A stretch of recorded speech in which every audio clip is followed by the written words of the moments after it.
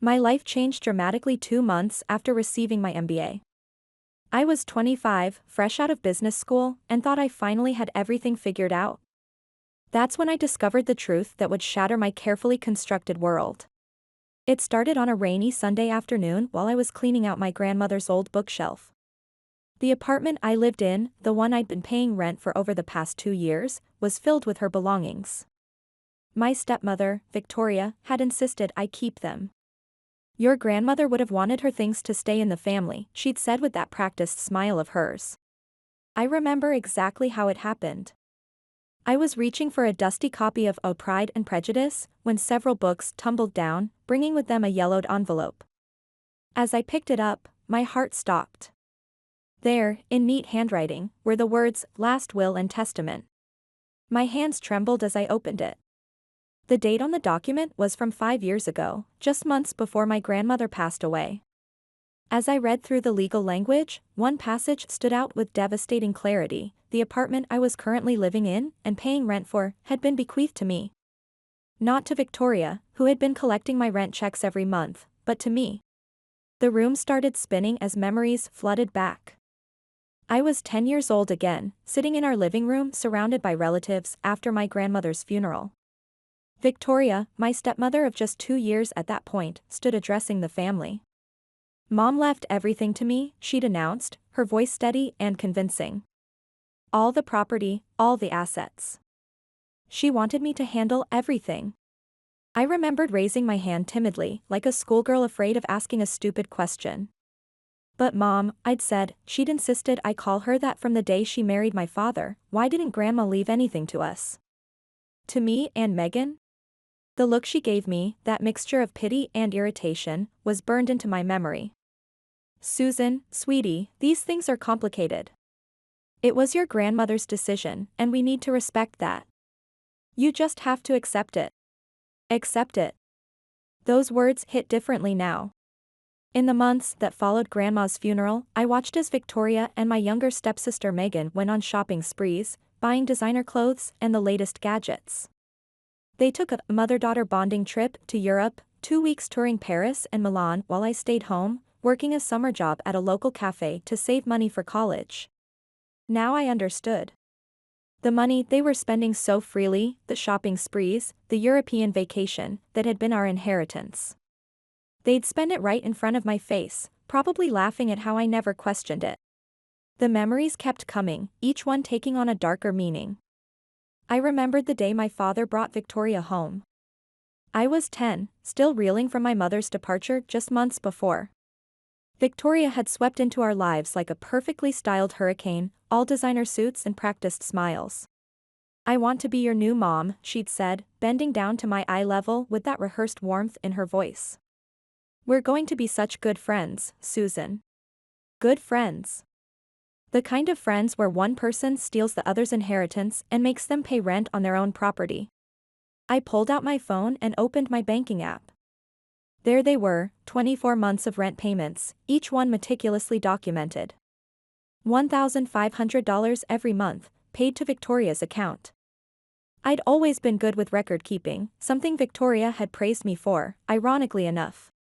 "You're so responsible with money, Susan," she'd say, smiling as I handed over each rent check.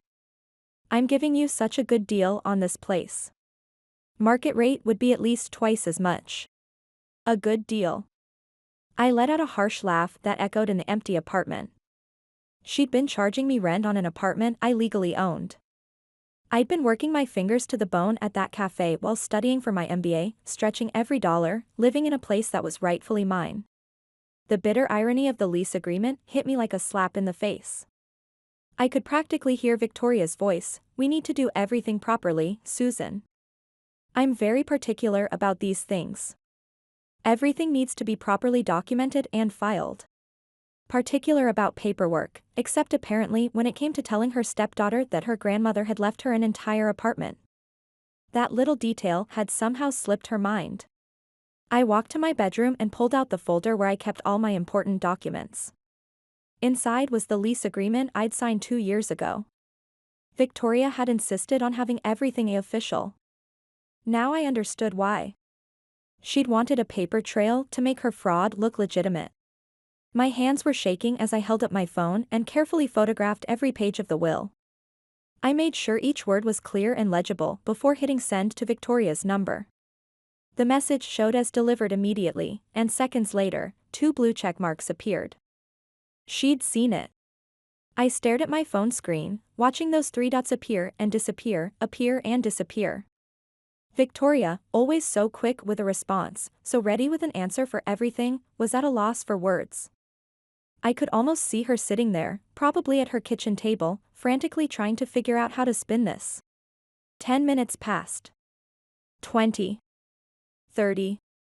The dots kept appearing and vanishing like a Morse code of panic. Each time they appeared, I tensed, waiting for her response. Each time they disappeared, I felt a grim satisfaction. Let her squirm. It was almost exactly an hour later when my phone finally rang. I took a deep breath before answering.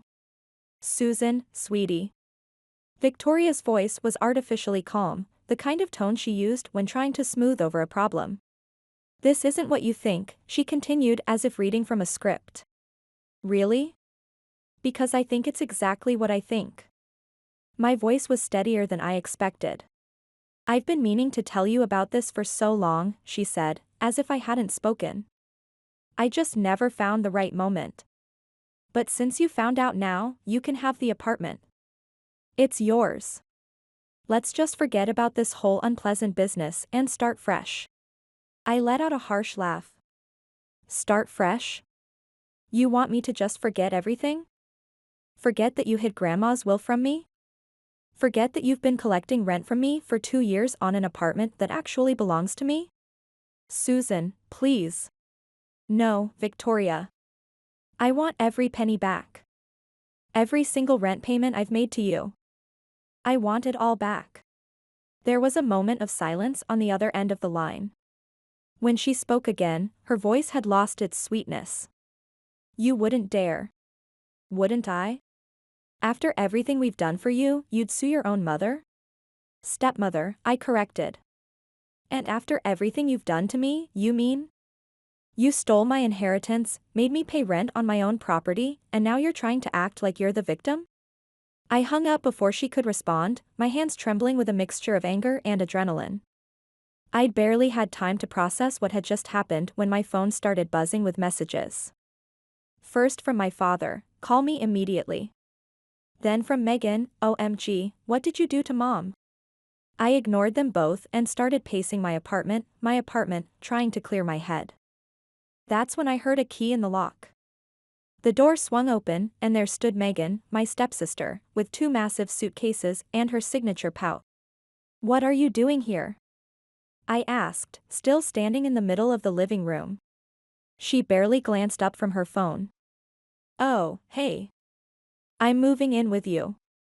Mom said it was fine. What?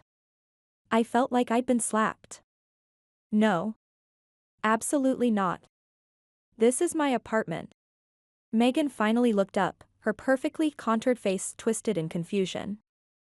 Mom says I can stay here, so I'm staying here. She says you have plenty of space, and since you're being difficult about everything, this is the least you can do. Before I could respond, my phone rang again. Victoria's name flashed on the screen. I answered it on speaker, wanting Megan to hear every word. I've made a decision, Victoria announced without preamble. Either you let Megan stay with you, rent-free, or I'll make things very difficult for you. That will is 5 years old, Susan. A lot can happen to paperwork in 5 years. Things get lost, documents get damaged. You wouldn't want that, would you?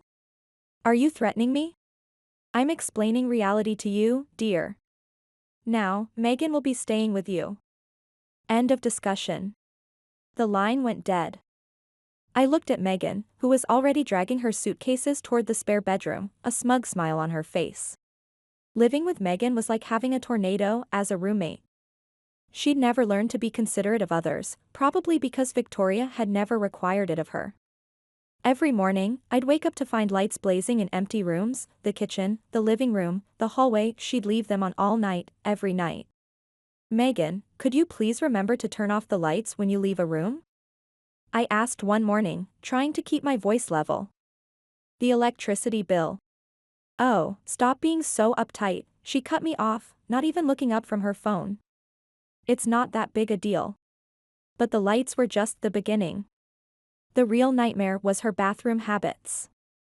Megan would lock herself in there for hours, literally hours, taking endless baths while chatting with her friends on the phone.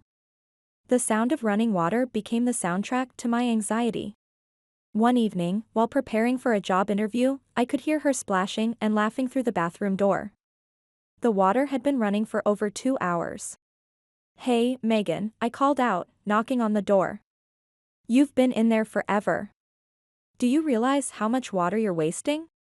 Her voice came back muffled but irritatingly cheerful. Chill out, sis. I'm having a spa day. Mom says I can do what I want. The day the utility bill arrived, I nearly fainted.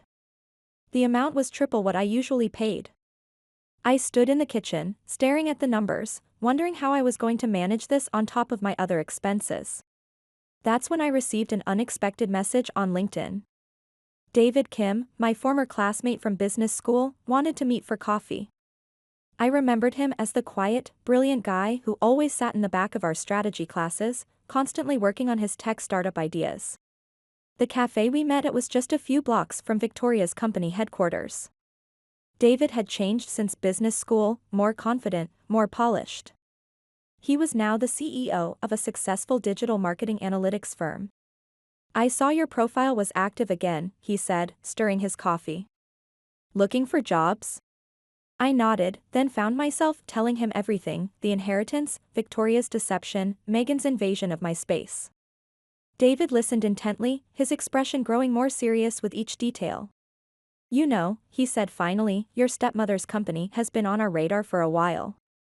We do social media analytics, and something about their numbers doesn't add up. What do you mean? Their engagement rates, their follower growth, it's all too perfect. And the financial reports don't match the social media metrics. Plus, he leaned forward, lowering his voice, there are rumors about their charity campaigns. The numbers they claim to donate and the actual transfers don't match. My heart started racing. Victoria is in charge of their social media marketing division. She's also heavily involved in local charity work. Exactly. David pulled out his tablet and showed me some graphs. Look at these patterns. The spikes in engagement always coincide with their charity campaigns. But if you dig deeper. He swiped through several screens of data. The money trail gets murky. I thought about all the charity galas Victoria had hosted, how she'd always insisted on handling all the donations personally. She's been doing this for years, I whispered.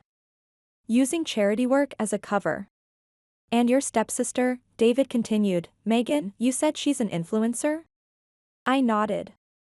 She has about 100,000 followers. She's always posting about luxury products, travel, lifestyle stuff. David typed something into his tablet. Here's her profile analytics. Notice anything strange? I looked at the numbers. The engagement seems high. Too high. These patterns suggest purchased followers and engineered engagement. And look at these sponsored posts, she's promoting products without proper disclosure. That's a violation of FTC guidelines. The pieces were starting to fit together. Victoria's company, Megan's influencer career, the charity work, it was all built on deception. Over the next few weeks, David helped me gather more information. We discovered that Victoria's company had been inflating their social media metrics to attract investors. They were using charity campaigns as a way to launder money, and Megan was part of their influencer network, promoting products through fake engagement. The thing about social media fraud, David explained during one of our meetings, is that once it's exposed, it spreads like wildfire. One revelation leads to another, and the whole house of cards comes tumbling down. I thought about Victoria's carefully constructed image, respected businesswoman, charitable community leader, perfect mother. And Megan, with her carefully curated online presence, living a life of luxury built on lies. Meanwhile, my own life had become increasingly unbearable. Megan's presence in my apartment was like a constant reminder of Victoria's control over my life. She would invite her influencer friends over for content creation sessions, turning my living room into a makeshift studio without asking. The electricity and water bills continued to skyrocket, and she never contributed a penny. One evening, I came home to find Megan and 3 other influencers doing a luxury apartment tour live stream in my apartment. They were opening my grandmother's antique cabinets, showing off her vintage collection pieces as if they were props. "What do you think you're doing?" I demanded. Megan rolled her eyes, still recording. "Relax, we're just creating content." "Mom says." "I don't care what Mom says." I snapped. "This isn't your property to showcase. These are my grandmother's things." "Whatever," Megan sighed, then turned back to her phone. Anyway, guys, as I was saying, this vintage collection was curated by. That night, I couldn't sleep. I kept thinking about David's words about social media fraud and how quickly things could unravel once the truth came out. I thought about Victoria's threats, about how she'd stolen my inheritance and was now using my apartment as a backdrop for her daughter's fake lifestyle content. The next morning, I met with David again. "I want to take them down," I said. "Not just legally, but completely. I want to expose everything." David nodded as if he'd been expecting this. "I have a plan," he said. "But we'll need help. I know someone, Rachel Torres. She's an investor who's been investigating social media fraud. She might be interested in your story." As David outlined his plan, I felt a mix of anxiety and excitement. This wasn't just about getting my money back anymore. It was about exposing the truth, about showing the world who Victoria and Megan really were. "The key," David explained, "is timing. We need to coordinate the revelations for maximum impact. First, the financial irregularities in the charity work. Then, the social media fraud. Finally, your inheritance story, the personal betrayal that ties it all together." I looked at the folder of evidence we'd compiled: bank statements, social media analytics, charity donation records, and my grandmother's will. It was all there, waiting to be revealed. "When do we start?" I asked. David smiled. "We already have." As I walked home that evening, I felt different. For the first time since finding the will, I wasn't just angry, I was empowered. Victoria and Megan had built their lives on lies, using my property, my grandmother's memory, and other people's trust to maintain their fake personas. Now it was time for the truth to come out. All of it. The plan began to unfold on a Tuesday morning.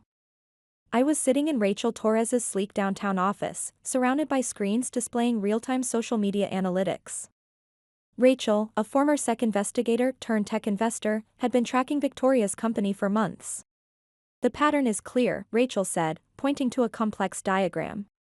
"They're using a network of fake charities to funnel money through social media campaigns. Your stepmother's company isn't just manipulating metrics, they're committing actual fraud." David, who sat next to me, pulled up another screen. "We've identified at least 15 shell companies connected to their charity network. Each one corresponds to a major social media campaign that Megan and her influencer network promoted. Here's what's going to happen," Rachel explained, her voice sharp with precision. "We've already submitted documentation to the relevant authorities. But we're not waiting for them. Social media moves faster than bureaucracy." She turned to another screen, showing a complex timeline. "Phase 1 begins tonight. We'll release the financial discrepancies to select financial bloggers who've been investigating social media fraud. By morning, it'll be trending." I watched as Rachel's team coordinated with journalists and social media analysts. Everything was meticulously planned, each revelation timed for maximum impact. That evening, I returned to my apartment to find Megan hosting another luxury lifestyle live stream. She was showcasing my grandmother's antique jewelry collection, making up elaborate stories about each piece. "This vintage Cartier bracelet," she was saying, holding up my grandmother's favorite silver bangle, "was acquired at an exclusive auction in Paris." I had to bite my tongue. The bracelet was a wedding anniversary gift from my grandfather, bought at a local jeweler's. But I didn't interrupt. Let her dig her own grave deeper. At exactly 9 p.m., my phone buzzed. A message from Rachel, "It's starting."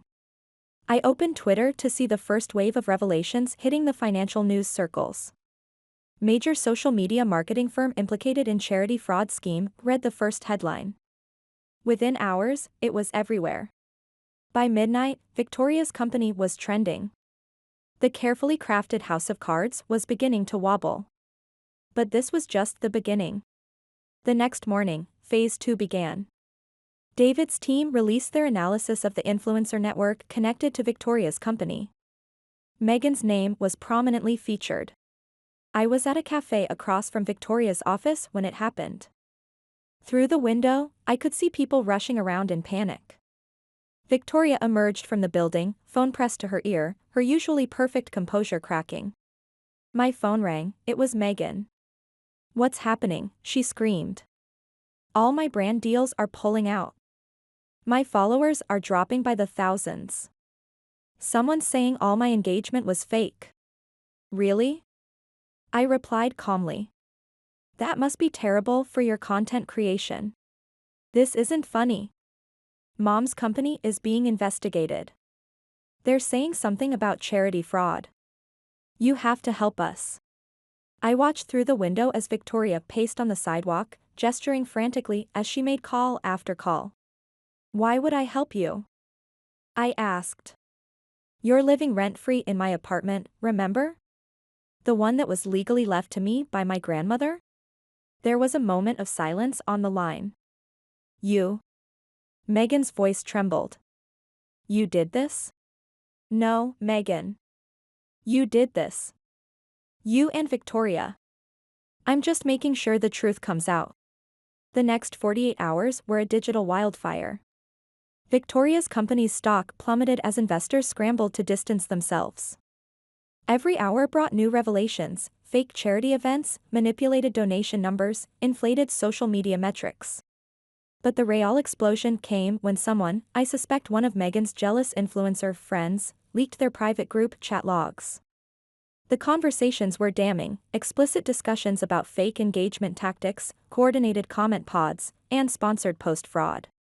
"Look at these idiots believing our charity posts," Megan had written. "Mom says we made 6 figures from the last campaign, and half of those donations don't even exist." The response was devastating. Hashtag Megan Exposed started trending, with former followers sharing their own stories of deception. Beauty brands severed ties with her, publicly denouncing her practices. Her carefully curated image crumbled in real time. Meanwhile, I was busy with Rachel and David, launching something of our own. We'd been developing a social media authenticity verification platform, software that could detect fake engagement and expose fraudulent influencer practices. "Your experience gave us the perfect case study," Rachel explained during one of our strategy sessions. "We can use this to help brands protect themselves from influencer fraud." The irony wasn't lost on me. Victoria and Megan's deception had inadvertently helped create a tool to prevent others from doing the same thing. Our platform, which we named a Truth Score, quickly gained attention from legitimate brands and influencers looking to prove their authenticity. Within weeks, we had major companies signing up for beta testing. But success came with its own challenges. Victoria, desperate to salvage what remained of her reputation, launched a smear campaign against me. She gave interviews claiming I was a vindictive stepdaughter trying to destroy her family out of jealousy. "She's always been troubled," she told one blogger. "We gave her everything, and this is how she repays us? By fabricating lies about our charity work?" I waited until she'd fully committed to this narrative before releasing the final piece of evidence, a recorded conversation from years ago, where she explicitly discussed hiding my grandmother's will and collecting rent on my property. The recording had been in my grandmother's old voice recorder, tucked away in one of her journals. She'd known Victoria couldn't be trusted and had documented everything. "Your grandmother was smarter than any of us knew," David said when I played it for him. "She must have suspected something like this might happen." The recording was the final nail in the coffin. Victoria's remaining supporters couldn't defend explicit evidence of fraud and inheritance theft. Her carefully constructed image of the perfect mother and businesswoman shattered completely. But the biggest shock came from an unexpected source. My father, who had remained notably silent throughout the scandal, finally reached out, not to defend Victoria, but to confess. I knew, he admitted in a lengthy email. I knew about the will, about Victoria's plans to keep the apartment. She convinced me it was for your own good, that you needed to learn responsibility. I told myself I was protecting you, but I was really just protecting my own comfortable life. I'm sorry, Susan. I failed you as a father. His confession brought a strange mix of pain and vindication. The father I'd looked up to admitted to being just as deceived, or perhaps complicit, as everyone else in Victoria's web of lies. The media frenzy eventually died down, but the impact remained. Victoria's company filed for bankruptcy. Meghan's influencer career was effectively over. My father moved out of their house, finally filing for divorce. As for my business venture with Rachel and David, it was thriving. TruthScore was being hailed as a revolutionary tool in the fight against social media fraud. We were giving presentations at tech conferences, consulting with major brands, and helping legitimate influencers validate their authenticity. One morning, about 3 months after everything began, I received an unexpected visitor at our new office. It was Meghan, looking very different from her influencer days. No designer clothes, no perfect makeup, no carefully staged poses. I got a job, she said quietly, avoiding my eyes. A real one, at a coffee shop. It's harder than I thought it would be. Actually working for money instead of just pretending to live a perfect life. I looked at my stepsister, really looked at her, and saw something I'd never seen before, humility. Mom's living with her sister now, she continued. Everything's gone out of the house, the cars, her reputation. She keeps saying she's going to make a comeback, but... She trailed off, then finally met my eyes. I understand now. What we did to you.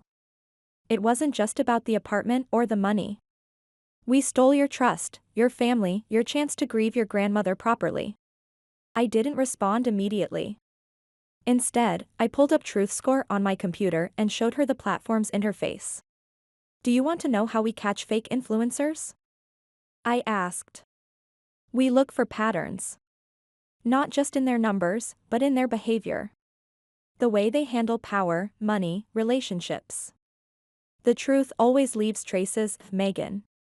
Always. She nodded slowly, understanding the deeper meaning behind my words. If you're really ready to live in the real world, I said, I might have an entry-level position opening up here. You'd have to start at the bottom, learn everything from scratch. But you'd be helping prevent what you used to do. It's your choice. As Meghan left my office that day, considering my offer, I felt a strange sense of closure. The apartment was mine, the truth was out, and my business was succeeding beyond my expectations. But more importantly, I discovered my own power, not in deception like Victoria, but in exposing truth. The digital world she'd tried to manipulate had become my weapon for justice. Every fake engagement we exposed, every fraudulent campaign we prevented, felt like a small victory not just for me, but for everyone who'd ever been deceived by carefully curated lies. 1 year after the storm that changed everything, I stood at the podium of a major tech conference, presenting TruthScore's latest innovations. Our platform had evolved beyond simple fraud detection, we were now pioneering ethical guidelines for digital marketing and social media influence. The future of social media isn't about perfect images or manufactured engagement, I told the audience.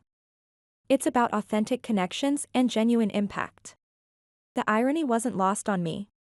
My own story of deception and revenge had led to something much bigger than personal justice. TruthScore had become a beacon for transparency in the digital age. After the presentation, Rachel pulled me aside. The investment group from Singapore is interested. They're offering 8 figures for a minority stake. I thought about how far we'd come. From a stolen inheritance to a company valued in the millions. But the real value wasn't in the money, it was in the change we were creating. That evening, I returned to my grandmother's apartment, my apartment. I'd kept most of her furniture, her books, her memories. But I'd also made the space my own. The spare room where Megan once staged her fake lifestyle photos was now my home office, where I helped other victims of social media fraud seek justice. Megan had taken my offer. Starting from the bottom at Truth Score hadn't been easy for her, but she'd surprised everyone with her dedication. Her insider knowledge of influencer manipulation tactics proved invaluable for our fraud detection algorithms. "I want to help others avoid what I used to be," she told me recently. It wasn't forgiveness exactly, but it was something like redemption. Victoria had tried to make a comeback several times, each attempt more desperate than the last. Her latest venture, authenticity coaching business, had failed spectacularly when her past was exposed. She'd finally moved to another state, away from the community she'd once dominated. My father had found his own path to redemption. After his divorce, he'd started volunteering at a legal aid clinic, helping victims of financial fraud. We weren't close, but we were rebuilding something real this time, not based on lies and manipulation. As I sat in my grandmother's old reading chair, I opened her journal, the one that had contained the voice recorder that exposed Victoria's schemes. There were passages I'd never noticed before, wisdom hidden in her careful observations. "Truth is patient," she'd written.